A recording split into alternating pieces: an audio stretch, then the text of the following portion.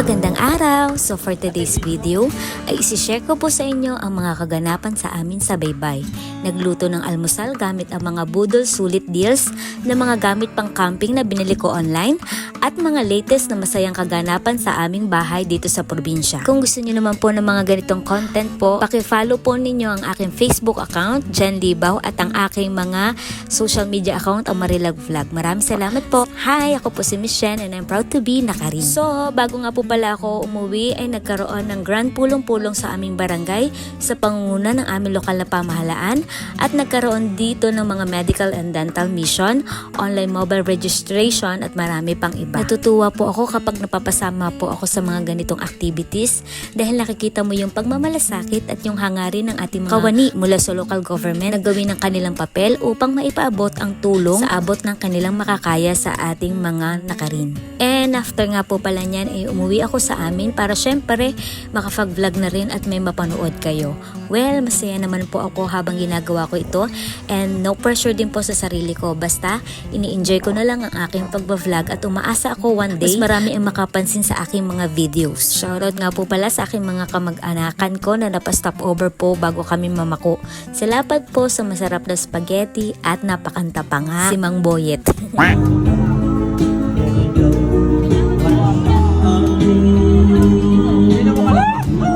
Pogi ng mga kamag-anakan mo dito Hindi talaga siya dito.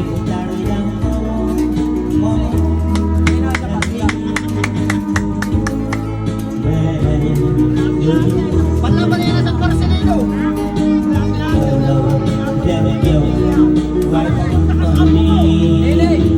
Pagkatapos nga po pala niyan ay sumilong muna kami sa bahay pulungan ng aming purok dahil kami inabot na ng napakalakas ng ulan. Ang kasama ko nga po palang kumuha ng pako ay ang aking nanay at tatay at kasama ko din ang aking bunsong kapatid na si Jacob. Ang goal nga po pala namin is marami kami makuhang pako dahil bibigyan ko pa yung aking mga kapatid na nasa bayan. Nakaka-enjoy lang talaga yung ganitong mga karanasan, yung minsan mauulanan ka tapos nai-enjoy mo na lang din yung mga moment na yun.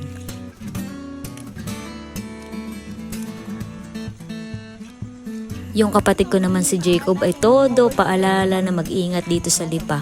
Kapag po nadampian ka kasi ng dahon nito ay masakit at namamantal dahil sa may mga bolo po ang kanyang dahon. Nung pauwi na nga po pala kami ay may nakita kaming ikmo itong nanay ko. Ito naman po ay yung dahon na ingredient sa kanilang manga. Pamula na naman ang uso ng aking nanay dahil sa ikmong iyan.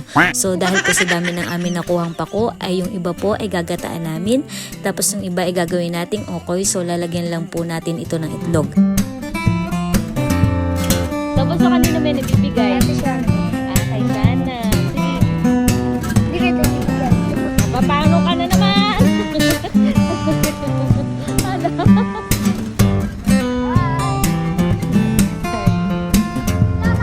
Ang kukunin ko po ay mama akin yan.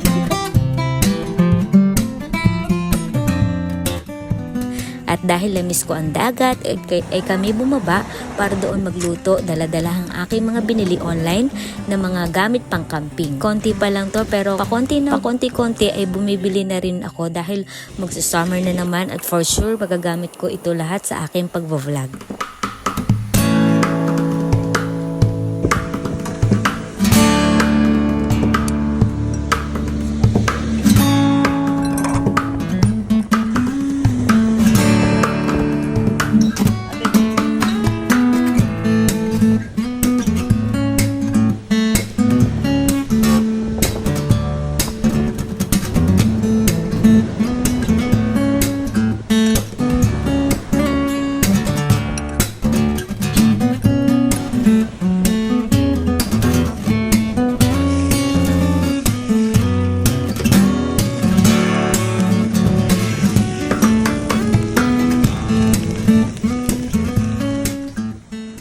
Nasa caption po ang mga details kung magkano ang nagastos ko sa mga ito. Mura lang naman po siya. And that's it for today's vlog. Hope you like it guys.